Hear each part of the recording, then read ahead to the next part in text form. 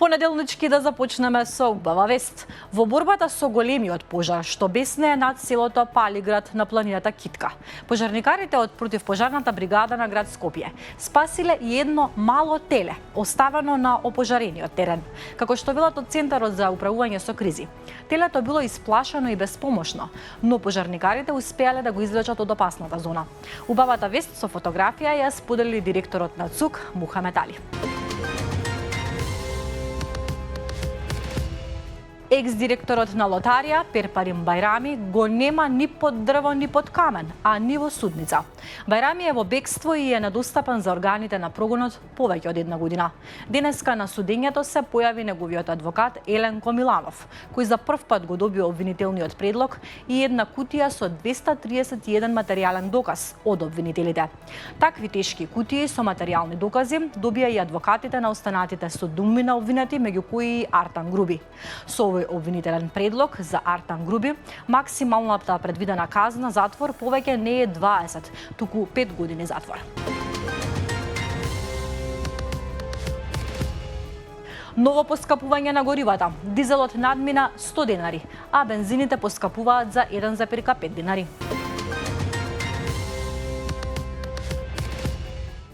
Луѓе со попреченост една година чекаат исплата од државата, реагира Левица. Според опозицијската партија, последната исплата била во јули 2025 година, исплатена дури во јануари 2026 година. Камионџиите на 31 август ќе протестираат пред делегацијата на Европската унија. Бараат решение за престојот во Шенген. А вице-премиерот и министер за транспорт Александар Николовски изјави дека владата прави се што може за да им помогне на транспортерите и дека во моментов се склучуваат билатерални договори со земјите што се дел од Шенген зоната. Бројот на студенти за 5 години се зголемил за 4155. Најголем интерес има за здравство и за социјална заштита. Жените се мнозинство меѓу студентите во текот на целиот период. Скопје. Наезда на глувци во Капиште, Збунјаковец и Дебармало. Општината спроведува вонредна дератизација. Витекнува на Буталчанецот, кој во саботата беше пријавен од граѓани, како и секол бандера и започнал на диво да гради настрешница во Скопје север. Куртули од казна. Успеал на своја рака да ја отстрани дивоградбата и просторот да го врати во правобитната состојба.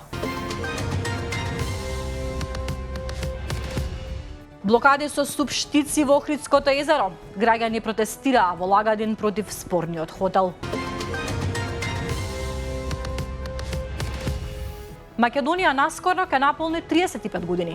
Тоа е возраст на која човек обично веќе има работа, кредит, две дискурс херни и омраза кон прашањето. А кога второ дете? Нашата држава пак на 35 години се уште се бара себе си. Читајте ја новата колумна на Мартин Богатиновски насловена "Држава на 35 години уште живее кај родителите". Дали Македонија е во опасност од ирански напади? Иранските закани за напад врз американските војни цели во југоисточна Европа во моментов се предсе средство за стратегиско одвраќање и за политички притисок, а не доказ дека Техеран веќе донел одлука за напад, оценуваат аналитичарите Златко Кузманов и Нела Јакшик за Слободен печат. Прочитајте повеќе на нашиот сајт. Тешка трагедија го потресе утро во српскиот град Панчево. Две момчиња околу 9 часот скокнале од мостот на реката Тамиш. Извлечено е едно тело, по другото се трага. Според порталот, сведоци на оваа драматична сцена биле локални рибари кои во тој момент се нашле на реката и веднаш ги известиле властите. Ужас во Косово. Убиена бремена жена, а незиниот сопруг се бори за живот. Биле пронајдени застрелани во нивната спална соба. 3 деца загинаа во украински напад со дрон. Се урна борбен авион во Унгарија. Пилотот успел да се катапултира.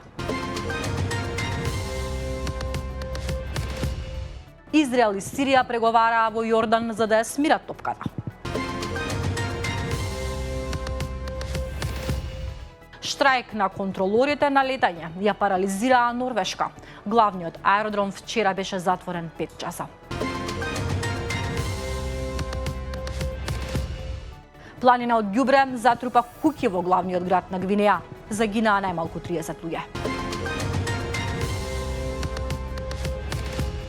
Филмска кражба во Белград.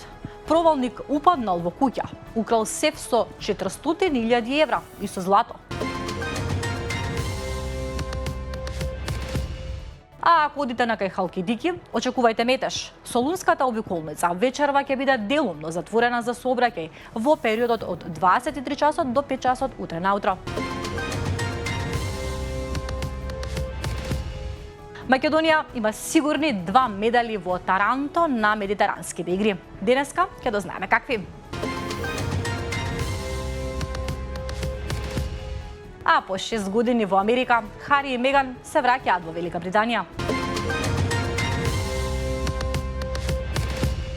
Ова беше последната информација во кратките вести. Многу повеќе вести ќе најдете на slobodnpečat.mk. Се читаме.